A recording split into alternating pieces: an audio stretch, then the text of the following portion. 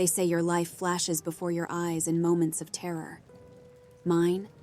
It's being rewritten by the pounding on my door and the chilling mimicry of loved ones by things I can't explain. I've never felt so alone. My minutes are numbered. As I write this, I hear them outside. They have started to mimic my parents, and as I dawn to respond, the pounding on the door gets louder. Getting louder and louder until the screams outweigh the pounding. I think I'm going mad. I don't think they can get in for now. Hopefully, this documentation of my experience helps someone. I recently moved to the middle of nowhere. I know it's a horror movie cliché, and if I knew the events that would transpire in the next week, I would have just moved back in with my parents. It was a nice 2-story house in the middle of the forest. I am a veterinarian, so I made a decent living. Plus, the house wasn't that bad of a price. I got a job at the vet clinic in town and moved into my new home. The first 2 days went great. I unpacked, and on the 3rd day, I started my job at the clinic. It was a great first day, and it was also a slow day, so I got to know my coworkers. When I got home that night, it was foggy, but I could have sworn I saw something moving in the trees. I would have shrugged it off, but it looked too human-like. It creeped me out, and not wanting to take any chances, I hurried into my house, locked the door, and looked through the blinds. Nothing, just the trees and the fog. After that, I went through my entire house to make sure nothing was out of the ordinary. Call me paranoid, I know. How ironic a paranoid person is living in the middle of the woods, alone. After I made sure everything was in the ordinary, I went to bed. The next day, I was rudely awoken by a loud bang. I shot up out of bed and grabbed the baseball bat at the side of my bed. Slowly went downstairs, and I heard a second bang at my front door. I peeked through the blinds and was met with a horrifying sight. A man, wearing a deer head, holding a machete. I ran upstairs, grabbing my phone. I called 911. It took them 30 minutes to arrive, and by that time, the person was gone. I met with the officer outside and explained to her what had happened. Officer Bailey. This is not the first time this happened in this forest.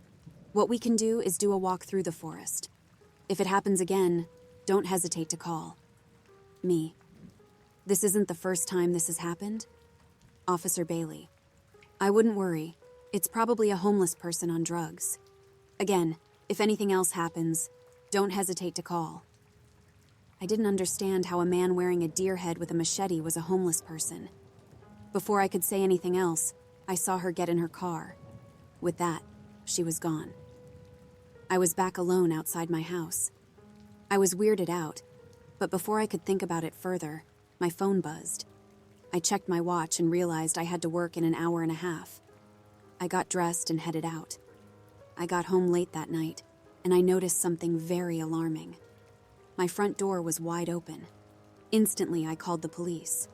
Once they got there, both officers told me to wait and entered my house. Apparently, there was blood on the hallway walls leading to my bedroom. I told the officers what had happened that morning, and they seemed to be a bit disturbed. They told me that this could be a cult connection, and that since these 2 incidents happened just hours between they were going to station an officer outside my house. That relieved me a bit, but the blood on my wall really freaked me out. I cleaned it up and tried to go to bed. After what felt like hours, I finally fell asleep. The next day, I woke up, and the officer was gone. I made a cup of coffee and texted my parents. They were really worried about me and wanted me to move back to my hometown. I couldn't just drop my new job and abandon my house. I told them I'd keep them updated and I'd be safe. And then I got a knock at my front door. I froze.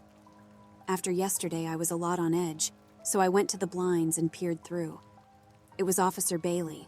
I opened the door, and what she told me made my whole body go cold. The officer stationed outside my house was missing. Apparently, they found his car in a ditch 10 minutes from my house, with a blood trail ending in the middle of the forest. She asked me if I saw anything, and I said no. After she left, I considered leaving town. This was all too much. Almost a week into living here, and weird stuff has been happening. I calmed down and decided to enjoy my day off, until I saw that man again, walking through the forest. holding a bloody machete. I saw him look toward my window, and I ducked. When I looked back up, he was gone. Then I saw at least 20 people walking up to my house. Some of them were wearing masks, but the ones that weren't wearing masks had wide smiles with bloodshot eyes or no face at all.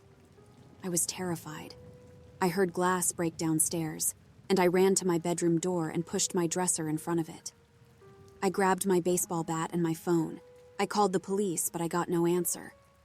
My mind was racing, and I heard footsteps moving through my house. I heard someone walking up my stairs, and then I heard the voice. The one voice I didn't expect to hear. It was Officer Bailey, trying to get me to come out. I ignored it and stayed silent. I didn't know what to trust. After a few minutes, it started banging on the door and screaming. It didn't stop for an hour. Now, it's been 16 hours. They are getting smarter, and I found myself close to moving the dresser and opening the door. The screaming is getting longer, the banging louder, and something cuts the electricity. The light from the screen of my phone is my only source of light. I'm going insane. It's imitating my parents. I don't know what to do. I feel hopeless. The dresser is moving, each pound on the door.